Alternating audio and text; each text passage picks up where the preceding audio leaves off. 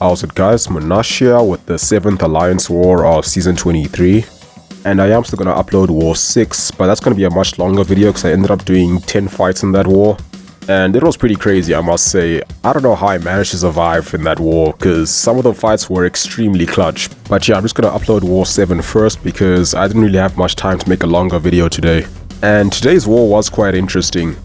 Maybe not necessarily the fights that I took, but towards the end of the war we had some post-war drama, if you can call it that, with the other alliance, which we'll get to a bit later.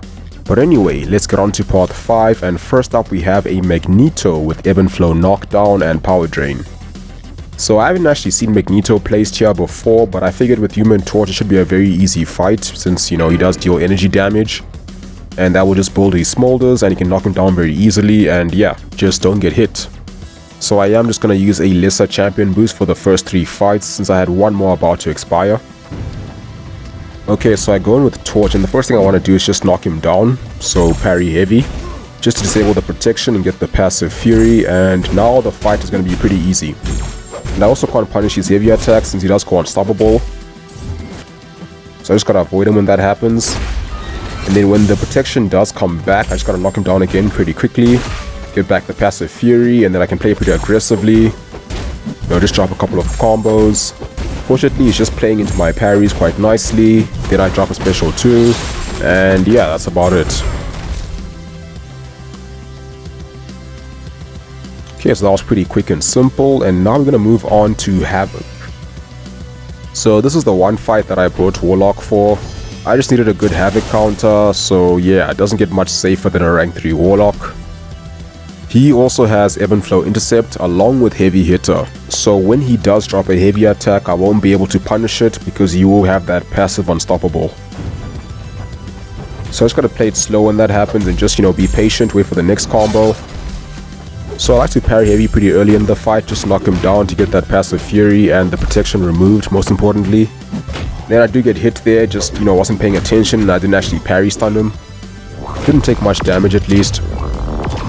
So protection is gone, but I do not get the passive fury, and I assume that's just because of the pacify mastery sort of working against me. And what I want to do is actually knock him down before I throw the special 2 so he can do a lot more damage. But he was throwing a lot of heavy attacks, so I was kind of getting a bit impatient.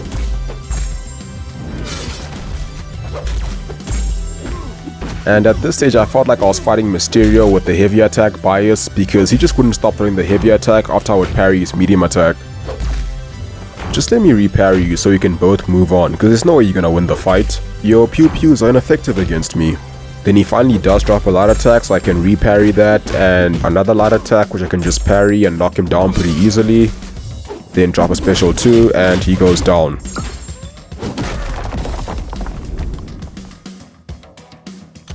Okay, so my last part in section 1 is going to be this rank 3 Mr. Fantastic with steady build-up fury, power alternator and heavy hitter.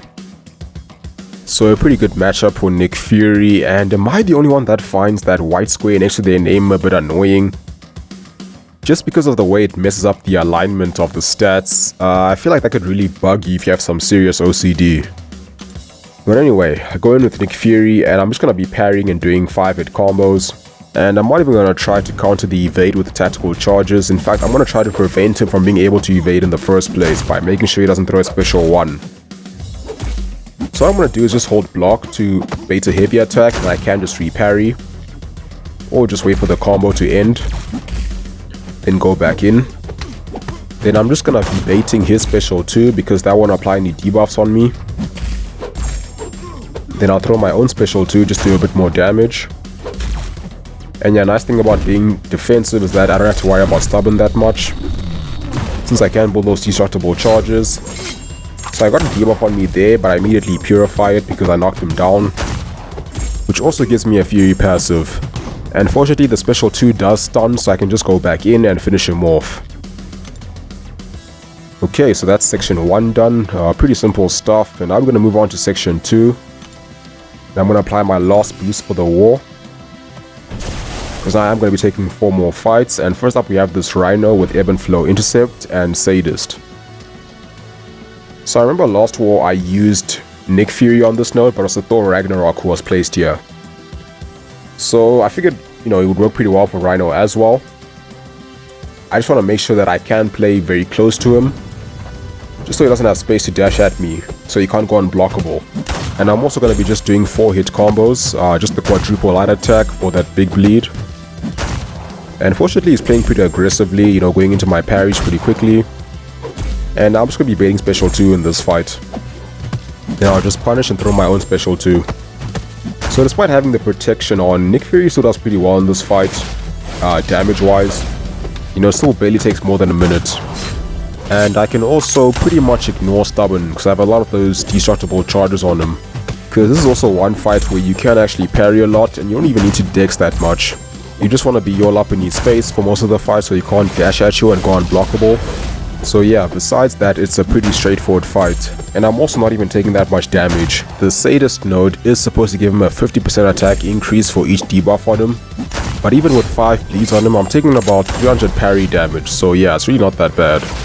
Okay, another special 2, and then one more combo should take him out. Okay, now we've got 3 more fights we're going to be using Human Torch for. So first up we have this rank 3 Mojo with Ebb and Flow Intercept and Redoubled Termination. So usually for Redoubled Termination fights I would rather use his pre-fight ability, but I can only use that once in a quest, so I'm going to use it for the next fight instead. So I'm going to take this Mojo with the Incinerate debuffs. So he's going to be getting a lot more power than usual. So I'm going to go in and quickly backdraft Intercept to get the protection removed and get that passive Fury just to make the fight a little bit faster. Ideally I would like to intercept quite a bit in this fight whenever he does have the protection, because this is a fight that I don't want to take too long on, since the power gain is going to be a little bit more than usual. So I am going to need to parry quite a bit in this fight.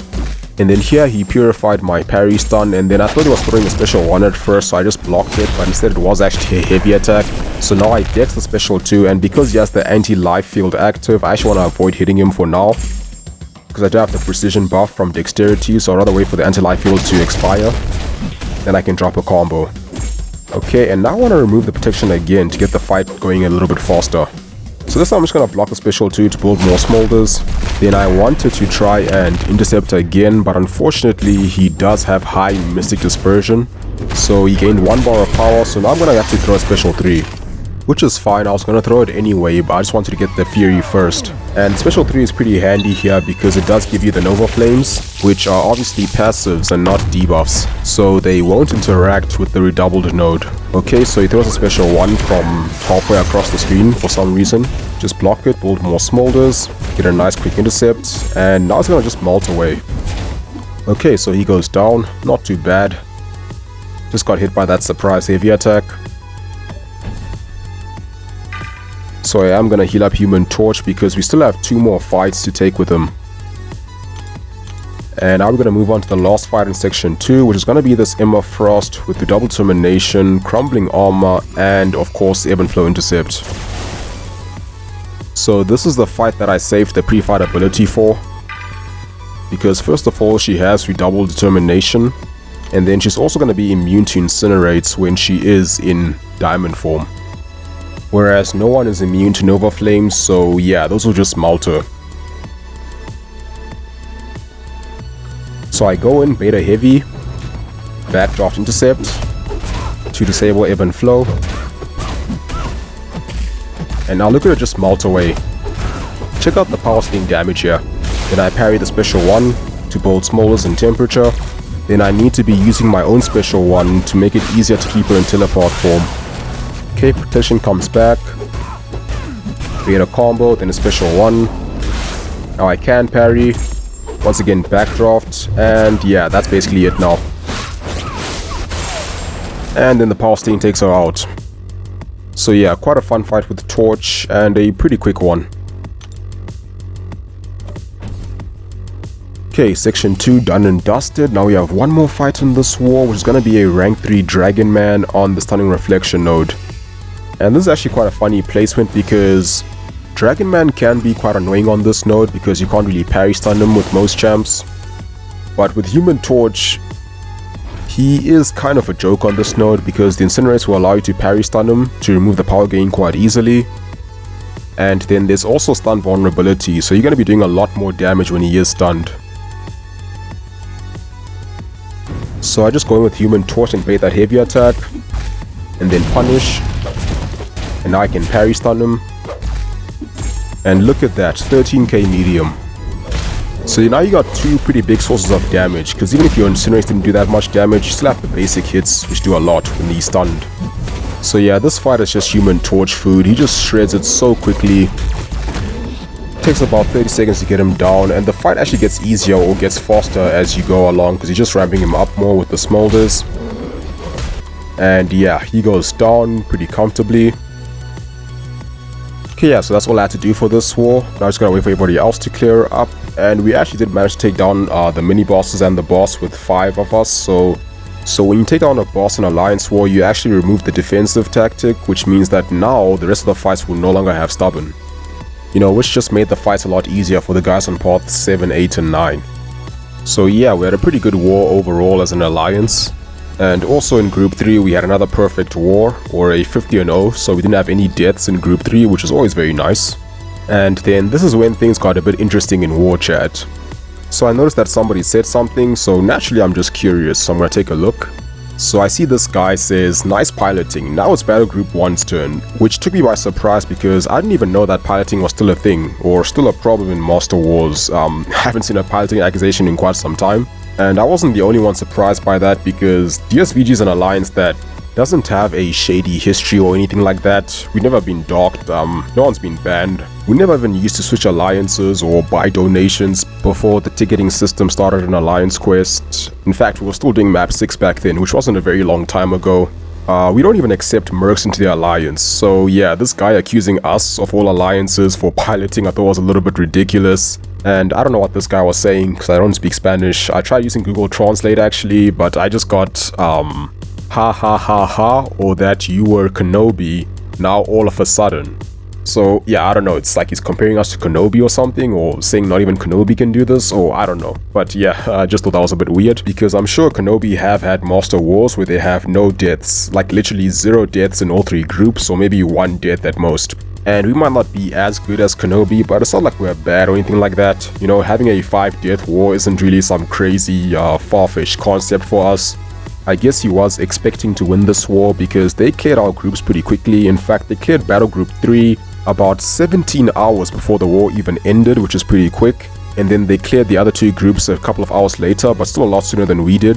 And they finished with 7 deaths overall, which is pretty good. I imagine they wanted to apply some pressure on us by finishing quickly and doing it very efficiently. But unfortunately for them, 7 deaths just wasn't enough for today's war, because we ended up with 5. So I imagine that took them, or took him by surprise, because they cleared pretty early, so they were just waiting for us to die, but you know, obviously it didn't happen enough times. So the level of saltiness just kept on building up throughout the day as our deaths did not. So yeah man, you just gotta learn to take L's a bit more gracefully, like some of your alliance mates who seem to be pretty good guys. And it's not like they played badly or anything, it was actually a pretty close war if you look at the stats. It might not have felt like that, because the gap between them finishing and us finishing was so big. But I mean, 7 deaths is very respectable. And there were a couple more things said, like some cheap insults being thrown at some of us. I just didn't capture everything because the chat was moving pretty quickly, and maybe that's a good thing, because it seemed like it was getting a bit wild. So yeah, that's about it. Usually I don't indulge in these type of things, but I genuinely just found it so amusing that I felt like sharing. But yeah, thanks for watching, have a wonderful day, and I'll see you soon.